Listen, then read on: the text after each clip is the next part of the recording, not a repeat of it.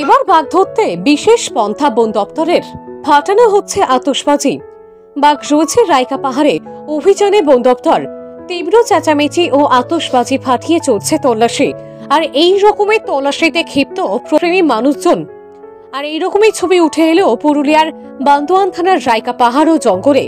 উল্লেখ্য, গত কয়েকদিন আগে রাইকা পাহাড়ে একটি পূর্ণবয়স্ক বাঘের আগমন ঘটে, আর তাতেই ঘুম ছুটেছে পুরুলিয়া জেলা তথা রাজ্য বন দপ্তরের। এই বাঘকে বাগে আনতে না পেরে শুক্রবার বিকাল থেকে 48 ঘন্টার বিশেষ অপারেশন শুরু করে বন দপ্তরের শীর্ষ কর্মকর্তারা।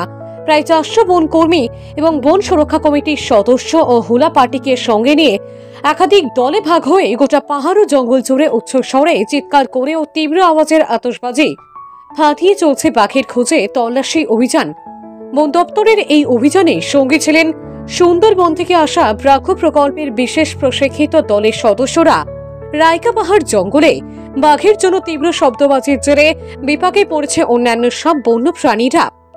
দিকভ্রান্তের মতো দৌড়ে বেড়াচ্ছে ওইসব অসহায় বন্য প্রাণীরা। এমনকি গাছের ডালে পাখিরাও থাকতে পারছে না। পাশাপাশি বাঘের আতঙ্কে রুটি রুচিতে টান পড়েছে রাইকা পাহাড় সংলগ্ন গ্রামের জঙ্গলজীবী বহু মানুষের। রবিবার বন দপ্তরের 48 ঘন্টার বিশেষ অভিযানে নিটফল শূন্য। বাঘ আছে রাইকার বনেই। সোমবার সকাল থেকে রাইকা পাহাড় জুড়ে শুধুই নজরদারি বন দপ্তরের। पश्चिम बंगाल के पुरुलिया के रायकर जंगलों में जो बाघ को हटाने के लिए शोर शराबा और हुल्ला पार्टी की मदद ली जा रही है वो निंदनीय है और ये एनटीसीए द्वारा निर्धारित जो स्टैंडर्ड ऑपरेटिंग प्रोसीजर है उसका उल्लंघन है। फटाके का उपयोग नहीं होना चाहिए, शोर शराबा नहीं होना चाहिए। रेस्क्यू करने के लिए एक प्रॉपर मैकेनिज्म है, एक एस्टेब्लिश प्रोटोकॉल है। यदि उसके तहत नहीं हो रहा है तो पश्चिम बंगाल के वन अधिकारी जिम्मेदार है और इस विषय पर हम तत्काल एनटीसीए को भी शिकायत कर रहे हैं और हम पश्चिम बंगाल के मुख्यमंत्री से आह्वान करते हैं कि वो तत्काल इस पर रोक लगाएं।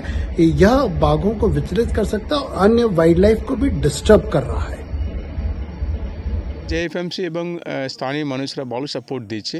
এখান থেকে তো লোক অনেক প্রচুর লোক দিচ্ছে, 300-200 এরকম মানুষ দিচ্ছে। আমরা জেএফএমসি যে বন সুরক্ষা কমিটি আছে ওদের থেকে আমরা সাপোর্ট করছি, ওরা আসছে। বারে বারে তো এখানে এই রাইকা কিংবা এখানে যে জঙ্গল রয়েছে এখানেই তো ফিরে আসছে বাঘ, কি বলবেন? দেখুন, আপনারা জানেন আমাদের পশ্চিমবঙ্গে বিশেষ করে দক্ষিণবঙ্গে জঙ্গলের কোয়ালিটিটা অনেক বাড়ছে। আপনি এটা জঙ্গলের কোয়ালিটি দেখলে যা সেন্ট্রাল ইন্ডিয়া যা টাইগার ল্যান্ডস্কেপ আছে ও ল্যান্ডস্কেপে যা জিনিস আছে ওইগুলি এখানে আছে। জঙ্গলে যা ভেজিটেশন বলুন, যার আর প্রে বেস বলুন, আর বলুন এখানে জল, সমস্ত জিনিস আছে।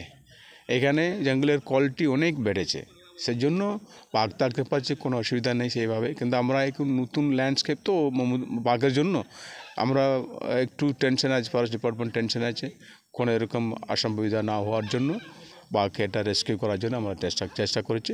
আদারওয়াইজ এটা এলাকাটাকে দেখলে আমার কত 20 বছর আমি এলাকাগুলি আমি দেখেছি নিজের, অনেক জঙ্গলের কোয়ালিটিটা অনেকটা মানে বেড়েছে।